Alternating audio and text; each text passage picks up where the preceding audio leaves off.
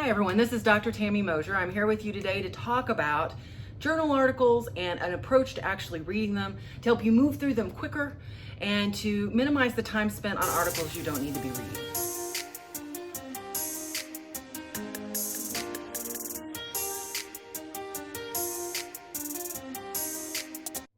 If you're a master's level student or you're starting your doctoral journey or a ways down the road in your doctoral journey, one of the things you really have to do is start to read the research that's available to you and understand what that literature means and what it means in the context of either what you're currently studying in a class or what you plan to do in your own research.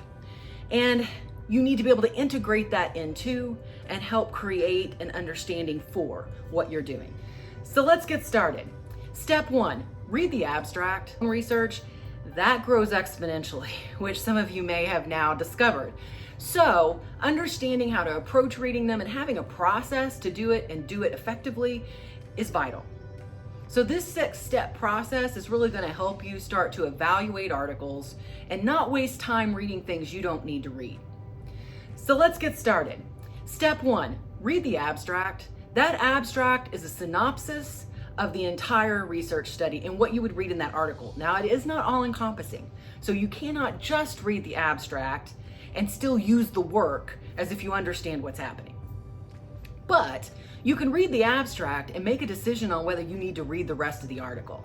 Because you're gonna read it, it's gonna describe to you what they're trying to do, it's gonna give you information about the methodology they've chosen, it's gonna tell you about the population they're researching, it's going to give you information about what their results were, and then it's going to talk to you about what they think those results mean in a really short synopsis. But what that helps you do is decide whether that's relevant or not for you. So take advantage of that. They're short and easy to read. In APA style, you only have 250 words for your abstract. So it's not like you're going to have to read a lot to get through the abstract, but it's vital in helping you manage your time. So I've read the abstract and I need to read this article. Where do I go now? Well, traditionally, and traditionalists might say, you need to start at the beginning and read it all the way to the end, but I don't like starting that way. And here's why, because I'm still not sure I need to read the whole thing. I'm not sure it's relevant for me yet. So I'm skipping to the end. I'm gonna go to the discussion section and I'm gonna read that because the authors will start with a synopsis of their problem statement, hypothesis, whatever they're solving for should be reiterated, and you should be reminded as a reader of what that is at that stage, right?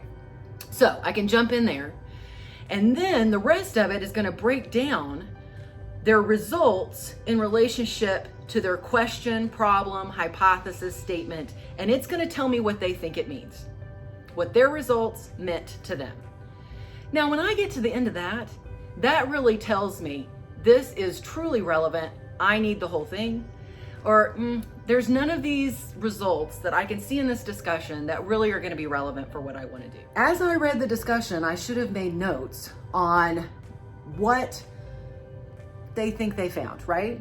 And what I find relevant. Well, now I want to read the results and go, does that actually support what they say they found?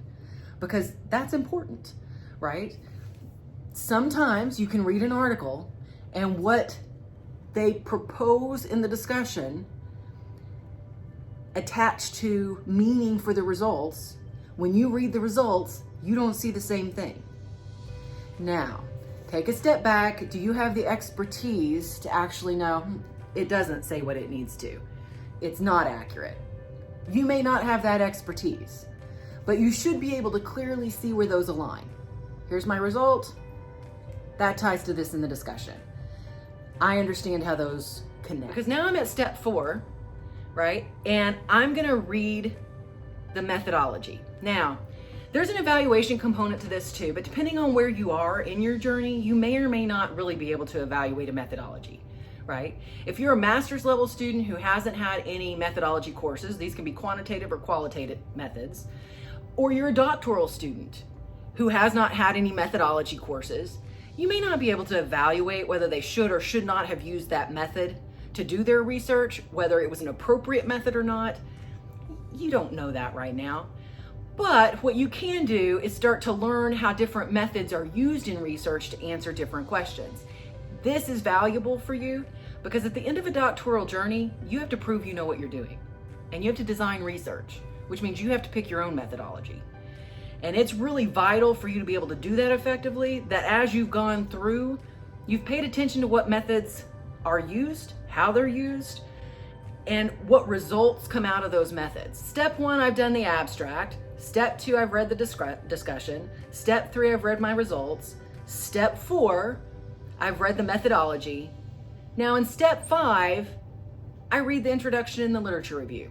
And there is something you need to be looking for in the literature review, and that is the age of the literature they're using. So there's 2 ways we look at this, in that they're going to more than likely use what we call seminal or foundational research. This is the research that establishes a theory, a model, a concept. That may date to the 50s, the 60s, the 70s, the 80s. That's perfectly relevant and should be there. And you may or may not know what that is and what should be listed there, but don't be upset or be worried that the article is not relevant because it's actually referencing and citing some of that literature. However, the whole thing shouldn't be that way. 1, you shouldn't be reading an article that is that old unless it's seminal or foundational. You really should be focusing the majority of your reading 10 years out max. So it's 2020, 2010, and newer is what I should be focusing on when I'm reading articles, unless it's seminal or foundational. Or there's been a big gap between the last set of research surrounding that topic, theory, model, concept exists, which that can happen, but that's going to be of more interest to you when you get to the actual end of your doctoral journey and are designing research, not necessarily in a paper you're writing for a class, right? So I want newer, more relevant research. We're in a time when things change and change dramatically, and it's very important that the research you're reading has kept up with that.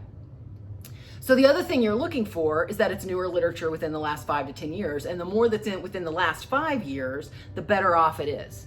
So if you're looking at a journal article that's written in APA style, which if you're in business or psychology, APA is what's going to be used. There's also AMA, MLA. If it's AMA, you're going to have to go to the reference list, match things up, and see what the ages are. If it's APA, the years are going to actually be in the in-text citation, and so it's easy for you to recognize the age of the literature. So just keep your eye on that. I was an editor-in-chief of a journal for 10 years. And when we got articles in and were evaluating them, one of the things we looked at was the age of the literature they were using as a foundation for their lit review, because that told us if they were really capturing the newest information. So it's important. It is looked at before things are published, but sometimes you may find articles that are questionable in terms of what they're doing in that place. Now, you've reached step 5. There is a step 6, but my recommendation here is for step 5, you stop, right? Move on to the next article you got to evaluate for that night, because you've got a list. You know what you need to do next. In a day or two, come back and look at the notes that you made during these first 5 steps. And now read the article from beginning to end in the order it was written and see what you want to add to your notes. Because that's a stage that helps you capture things that you missed the first time around, or really go, that's of interest, or I have this question and I didn't run into it the first time, but now that I'm reading it all in one, in the flow in which it was written, I have this question. Well, now's a good time to make note of that. Method helps you move through reading an article faster. It helps you make choices about what you need to be reading or excluding quicker, and that helps you actually maximize the use of your time. I hope you found this helpful. And if you have any other questions, if you want me to cover other kinds of topics, please feel free to put them down in the discussion, and I'll monitor that on and off and kind of read through and see what you need. The other thing you can do is, if you want to actually be alerted when more videos like this come out, be sure and hit the subscribe button, because that way it's a subscribe channel for you, and when a video comes out, you'll get an alert over your phone, and you can go watch it when you want to, but you won't miss one that you'll find valuable. So good luck on your graduate journey.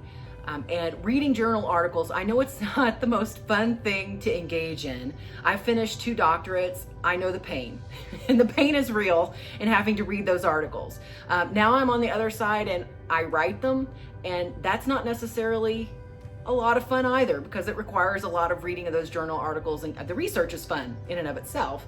It's taking care of all of this part of it that can be a little bit challenging, can be a little dry. Those articles aren't necessarily for entertainment.